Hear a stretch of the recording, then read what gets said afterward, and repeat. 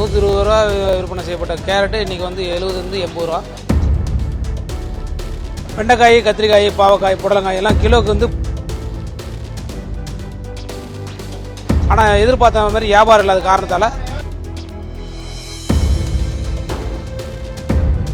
அதாவது சென்னை மாநகராட்சி பேருந்து வந்து மார்க்கெட்டை சுற்றி வந்து போனாங்கன்னா,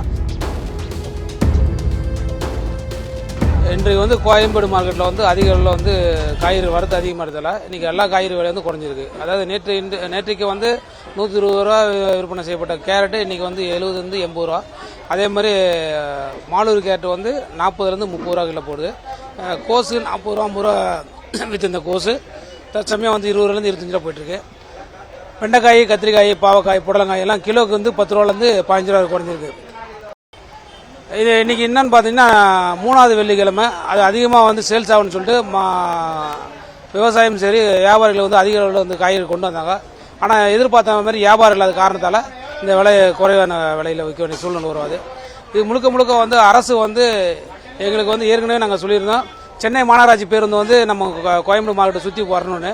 ஆனால் இது வரைக்கும் எந்த விதமான நடவடிக்கை எடுக்கிறதால அரசு உடனே வந்து எங்களுக்கு வந்து இந்த போக்குவரத்து வந்து சரி செஞ்சு கொடுத்தாங்கன்னா, அதாவது சென்னை மாநகராட்சி பேருந்து வந்து மார்க்கெட்டை சுற்றி வந்து போனாங்கன்னா மக்களுக்கும் ஏதுவாக இருக்கும், எங்களுக்கு வியாபாரிக்கும் நல்ல ரேட்டுக்கு வந்து வியாபாரம் பண்ணுவோம். ஆனால் அதாவது வந்து வெயில் காரணமாக வந்து இப்போ ரேட்டு எல்லாமே கம்மியாக இருக்குது. மல்லிப்பூ நான் பொறுத்தவரை 400 500 விற்றுது. இப்போ வந்து 100 ரூபா நிலைமைக்கு அந்த நிலைமைக்கு வந்துருக்கு. ரேட்டு இப்போ கம்மியாக இருக்கு எல்லாம். இப்போ அதாவது வந்து வியாபாரம் கொஞ்சம் காசு ரேட்டு ஹெவியாக இருந்ததுன்னா கொஞ்சம் விற்கிறது கொஞ்சம் நல்லாயிருக்கும். ரேட்டு கம்மியாக இருந்தால் யாரும் மதிக்க மாட்டுறாங்க அந்த பொருளை. கொத்தமல்லி புதினா மட்டும்தான் நமக்கு இல்லை. அதுன்றது வந்து பெரிய கட்டு 20 ரூபா 50 ரூபா விற்று இந்த கட்டு 20 ரூபா நிலைமைக்கு வந்துருக்கு. புதினா 10 ரூபா விற்று இருந்த பார்த்தீங்கன்னா 5 ரூபா ரேட்டு அந்த மாதிரி ரேட்டுக்கு வந்துருக்கு.